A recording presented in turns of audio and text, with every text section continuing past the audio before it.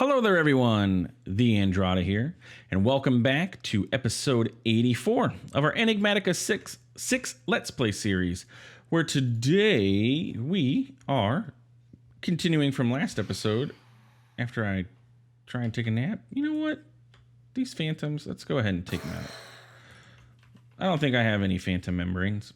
I probably should have just mob imprisonment tooled one of those so that we could, well, get more in the future as needed, but whatever.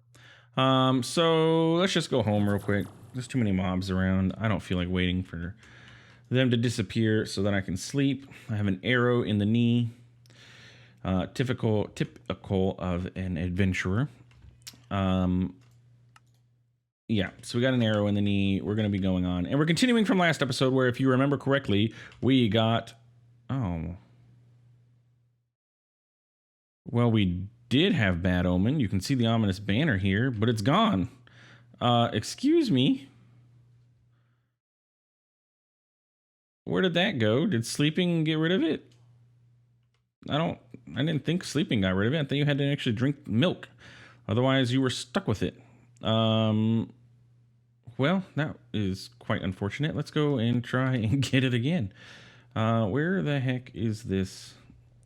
To the north fish. Man, and we spawned in over here. All right, Bannerman, get over here. Give me your omen, okay? We're going straight to this village. I ain't even messing around. We are going to do this raid, and we are going to dominate, and we are going to kill everything, and we are going to destroy our enemies. Ring the bell. Ring it, go. Run away. You're all gonna die.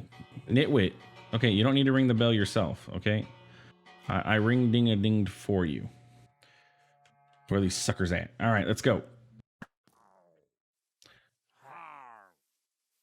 Surround me. Because I have a 11 by 11 range. This isn't so hard. People talking about raids are challenging. This is the easiest thing ever. I had no issues there. Yeah, that was easy peasy. All right, let's go. We're done, right? Not. Okay. What's next? Here they are. Is it cheating using this infinity hammer? I should do this with diamond armor. Actually, you have to do in regular Minecraft, because this is this is cheesy. Y'all really should go home. I mean, I'm not gonna let you die, but you probably should go home.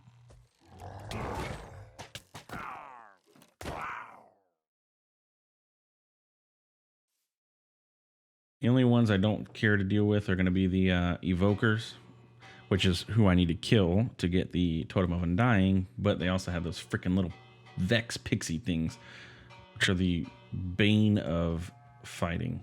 All right, here we go. Get out of here, witches, before you annoy me. Okay. Oh, where's he at? There's one left. Sniped. Hey, I actually did it. Also, as you can see, I only have 132 levels of experience because enchanting my helmet with mana boost and mana whatever, because there's so many enchants on here, the mana regen was extremely expensive. It was like 130 something levels. Get wrecked. I've never used that before. It is not as damaging though. It's just doing that. Where's this guy at? Ah, here he is. Buddy. Leave my villagers alone. I got a Totem of Undying, which is what I wanted.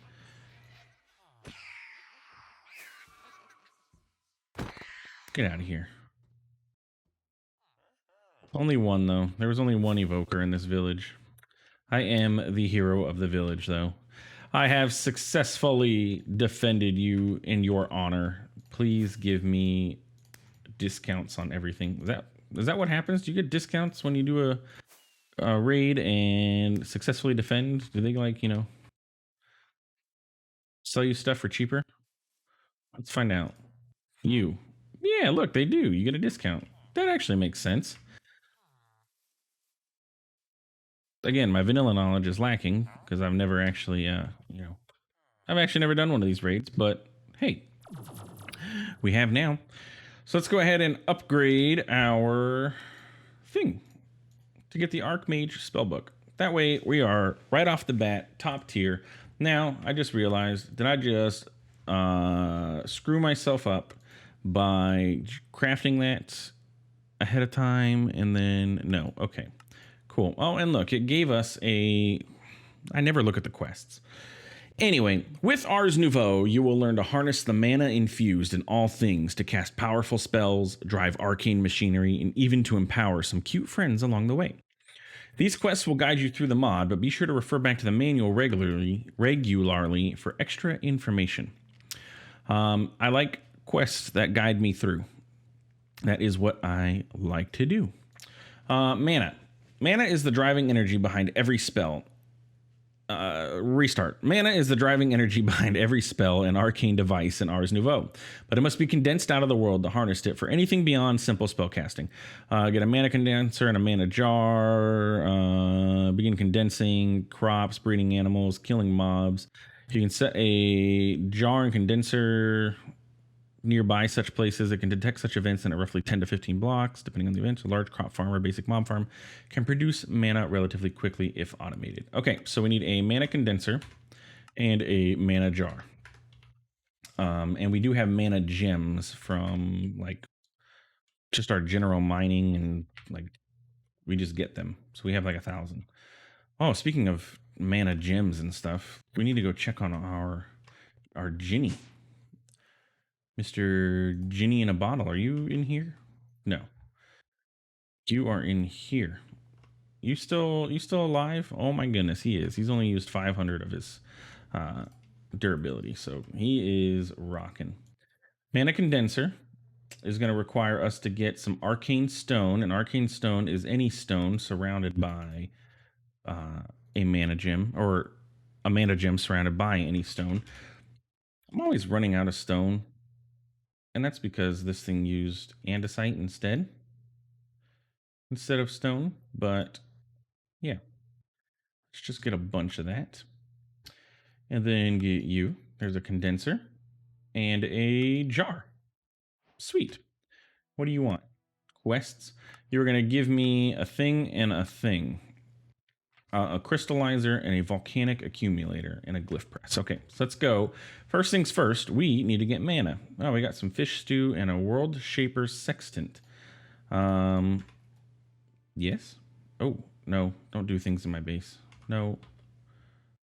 Please don't. Please don't. Okay, thank you.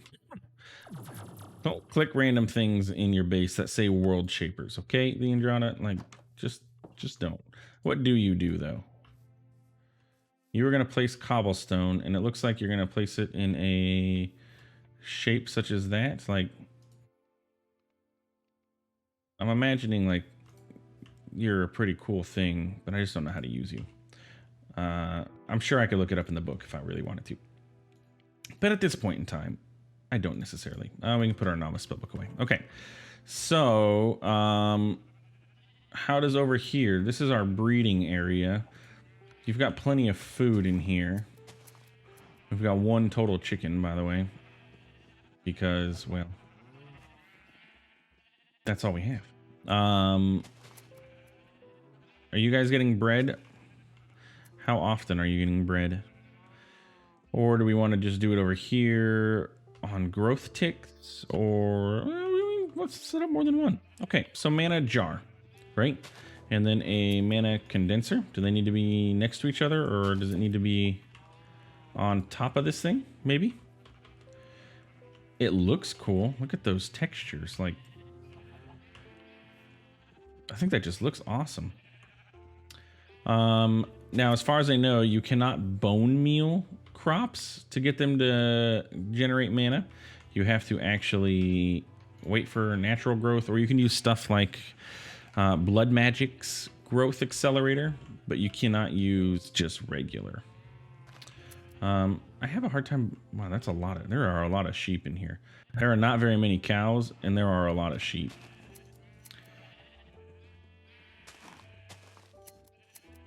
Like, I have a feeling you are not doing what you're supposed to. Yeah, look at all these cows that are ready to breed. Why is it not bred? Why is it not breeding these guys right now? Are we at our mob limit in this area? That's highly possible. But I need mana, so go ahead and make more. There are so many animals here. Can you imagine how much, like, mutton I would get right now if I used my infinity hammer? It would just be mutton for days. Okay, leave me alone. Spirit of birthing. Oh, what is this? It's a thing from Nature's Aura. Okay, cool. Almost nighttime. Let's go ahead and get our knapsack ready. Our nappy. Oh, look, and we got full mana. Sweet. Where did it go? 100% full. Okay, cool. So we got some mana. What do we need to do with it? Next step, Volcanic accumulator. Not every practitioner is born with a green thumb. That is true. I am not. I automate everything. Thankfully, mana naturally trickles out of molten lava, escaping into the air. This device assists in collecting these trace amounts of mana so they may be put to use. Okay. I like the sound of that. We need a mana jar, and we do not want to use our full mana jar, and then a bucket. As far as I know, with this thingy, first off, where do we want to set up our Ars Nouveau? I'm thinking, I mean, these are Ars Nouveau trees. I'm thinking like over here is going to be a good area for it. Like just in this general vicinity here. So let's set our mana jar down. Now, this volcanic accumulator does require lava. So we need to go ahead and clear out a small area that we can put some cobble so that we don't light everything on fire. Or some stone.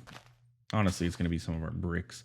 But we need to have, I think it's a 3x3 of lava that you can do. And let's get this set up. And we actually need to expand this so we can put cobble down. Let's get this. Let's get some mossy. We'll put a mossy here, here, and here. And this should be relatively safe for lava. Let's go ahead and get buckets. We have the iron. Give me 64 buckets. I'm like, I don't want to wait for all this stuff anymore. We have the resources, like iron. We have 6,000 iron. That's more than enough. No. Everything's moving so much. Stop. I can shift click. Okay. So we needed just a few buckets of lava to get this 3x3 going. Excuse me. It's like pulling. I was like getting pulled in there. I don't know what was going on there.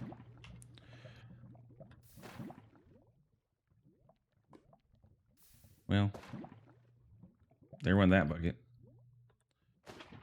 There and there. And I didn't count that I needed 9 total. I also need some for the actual crafting of this thing, but that's okay. I just want to get this laid out. To be honest, I probably should.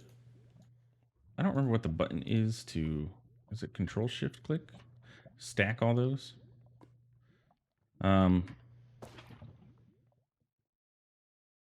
Oh, I don't know which one of those is a source block or not now. Something here is not a source. The middle is not a source. I thought I clicked in the middle, but apparently I messed that up. One more. What was I saying? I probably could use like a tank or something to do this a little bit, you know, smarter, but hey. Anyway, mana jar. We need another mana jar, so let's grab that. And then we need this volcanic accumulator, which is going to require us to get 3 more buckets of lava. So 1, 2, 3. And then you. And I think actually the middle of this can be not. Or I think what we have to do is actually. No, you son of a gun. You would do it right there too, wouldn't you? Put this here, and it'll start getting the lava. And now we need to get 2 more source blocks. Because for some reason it decided to place all the way at the end instead of where I wanted it. There. And then if I break that, we can put another source block in the middle. Oh my goodness, and it did not place it properly earlier.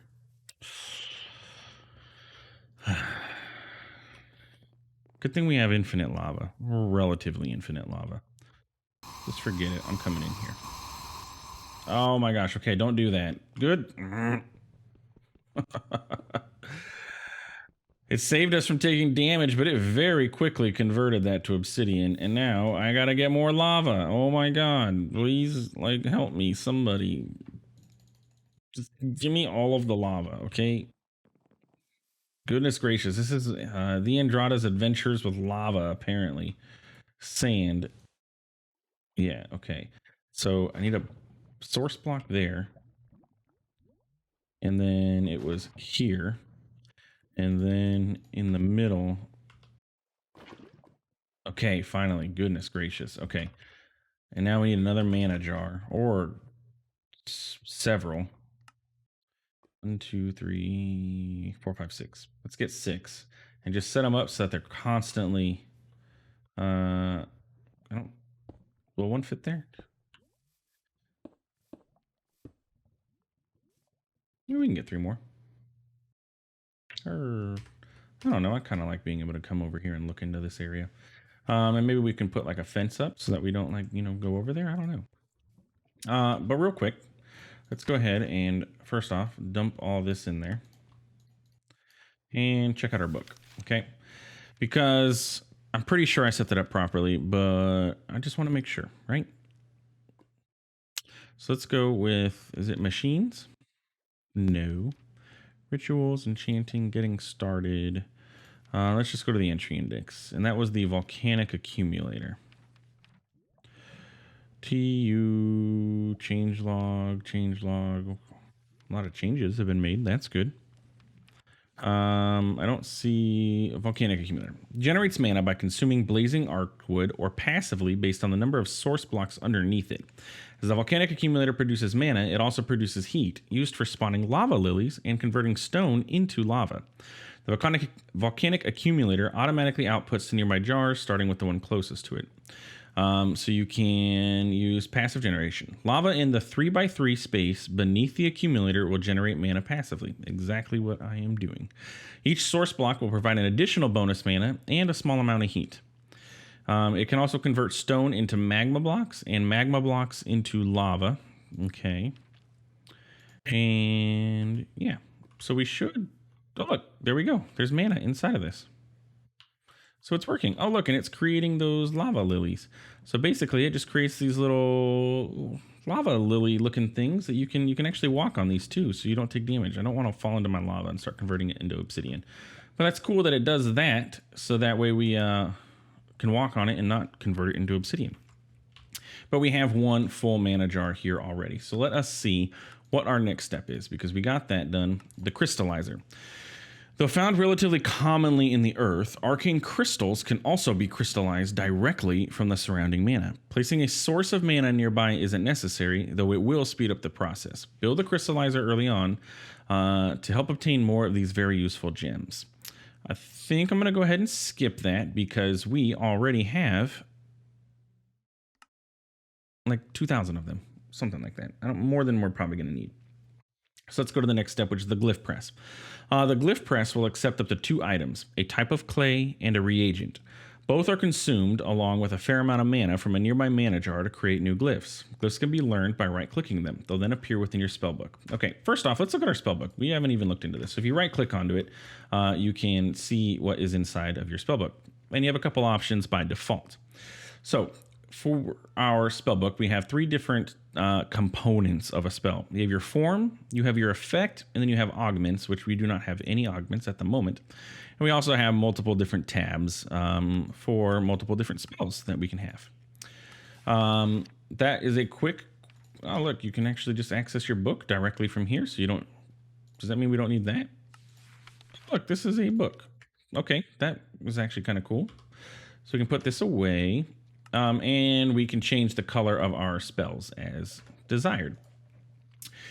How this works is you choose your form. So for example, let's say we want a projectile, and we want a projectile break. So we set this to projectile break, and we're going to name this prod break, and we're going to create a spell. So now we have a spell called projectile break, and we are going to go back to old home because I don't want to break anything here in our new home, and we're going to see how this works. So if we look at this, we click, it sends out a spell, you see? And since we have mana boost and mana regen on our armor, we don't run out of mana very quickly. If you look down in the bottom left, you do have a mana bar down there. And as you see, when we break things, our mana does fluctuate. But again, we have like uber armor right now. So mana regen and mana boost is on here. So we don't have, you know, it's not really too expensive for this. But this is actually really fast. For early game, I understand this is like pretty decent for like mining. You can come down here and just break that, and it's pretty darn quick to get your ores. Do I have any andesite in here so I can fix that? Yes. But yeah, that's actually pretty decent. So like, boop. And since it's a projectile, we can, you know, you can just shoot at it and don't even have to be near it. Keep in mind, projectiles do cost more mana to use a projectile versus touch, but hey, it's there. Let's get all this junk that I just got out of my bag. Where the heck did I get 41 emeralds? Oh, you know what? That was probably from when we were dealing with the Amadron tablet. So yeah, we got a projectile break. It also works on, like, it works on everything. It's like if we want to chop down a tree, you won't be able to fell the tree in one swoop, but you can quickly cut down trees. And since it's a projectile, again, you don't have to actually pillar up to break down the whole tree. There we go. So that is one spell. And look, oh, we got that from a quest reward. So that is one spell. Now, if you press Shift C, after you make your first spell, you have to press Shift C to get back into your book. So that is projectile break. Now, we also have the option for self harm. So if we do self harm, we can create that, and look, ow, I'm hurting myself. I'm making a very weird sound while doing so. And you can see my mana draining. Like, this spell is doing a little bit more damage. But you could also do, change this from 2 to projectile. Let's change that up. Projectile harm. So now we have a spell that does damage. So we can find an entity out here, but not an elephant, because elephants are just too awesome. We can get a sheep, and if we fire at it, it does actually pretty decent damage. Like, cows got, how many health does a cow get? They have 5, so 10 health, because every heart is 2 health. This did, it looks like half. So it did 5 damage. Yeah, and bam. Pretty nifty. Oh, it also fires extremely fast too, apparently. So yeah, that is spellcrafting with Ars Nouveau. It's super easy. And like I said, for early game, if you want something that's great at mining for you without having to waste durability, you just use your mana. Ars Nouveau, definitely the way to go. But there are also other glyphs that we can get. That's not even the tip of the iceberg with our spells that we have the ability to craft. In order to craft more spells, we need to get a glyph press. Let's go ahead and work on getting one of those. So let's clear this stuff off of our inventory or our to-do list and work on getting a glyph press. And all that requires is a piston. So now the glyph press is where you go to make more glyphs. So if we place this guy down, let's say here, that should be okay. That mana should be close enough. We have a glyph press. Now, the glyph press operates by using magic clay and then your glyph template, essentially, or what is going to make the glyph. So, didn't mean to do that. But we can go ahead and put these potions away because we don't need them since we're there. Anyway, magic clay. Fate is malleable as clay. By working mana gems into clay, a focus can be formed, which will aid an aspiring magician in harnessing greater powers. In order to learn new spells, this magic clay and its variants may be pressed in a glyph press along with some other reagent to form a focus. So we need magic clay. So let's cook up a little bit of magic clay. And by a little bit, I probably mean like a stack of magic clay, because why not? We have it. Again, I say that a lot, but we have it. And then there are different types of clay. So we have marvelous clay and then mythical clay. And that produces, that's your tiers. This is low tier, medium tier, and high tiered clays. So yeah. Now the quest wants us to gather the weave. Spellcrafting is performed within the spellbook, as we just explained a little bit ago. By now you'll know a few different forms and effects. Place your form first, followed by an effect. Give it a name, press create. You can chain multiple effects. For example, a simple early form of flight can be crafted using the following spell: Self, Leap, Slow Fall. Casting this propels the user in the direction they're facing, while also providing some cushioning for the eventual landing. Make a great way to traverse rough terrain or escape a pesky mob. So, let's try it out. Let's try out feathers. Is the bane of my existence. I had to go hunt chickens in order to get our jump boost, or our jetpack, which required feathers. Feathers. There's like no sneaky way to get feathers, like at all, other than hunting chickens. Well, we'll just try Glyph of Leap then. So basically, what you have to do is get your magic clay and a Wilding Wing, which we do have. And then you put your clay inside of your glyph press, and then you put your reagent in there, and you can see it's going to do the thing. And the animation is just freaking awesome. Look at it. It's pouring the ink down on there, and shoop, we have a Glyph of Leap. If we right click on that, it learns it. And didn't we get a glyph earlier? Yes, we got a Glyph of Craft. So now we can get our spell book, and we have unlocked new items. So we can get our projectile break. We have projectile harm still. And then we can do example. Again, it said self leap. That we're not going to have the slow fall, but we don't take damage, so it's not that big a deal. And we also have self craft. And this is craft. And we're just going to call this one craft because you can't, other things can't craft. But look, it's a portable crafting table. A portable crafting table inside of your spellbook. Pretty cool. Now, if I remember correctly, there is a quick Ars previous slot toggle selection HUD. Let's change that to JKG. The problem is finding a key that is not being used by anything. There we go. Semicolon is our selection HUD. So if you hold selection or your chosen key, you get this cool wheel that you can choose your spell. So if we do self leap, it propels us in that direction. And if you hold it, you kind of, you fly. Every tick is using mana, but I mean, I'm flying around.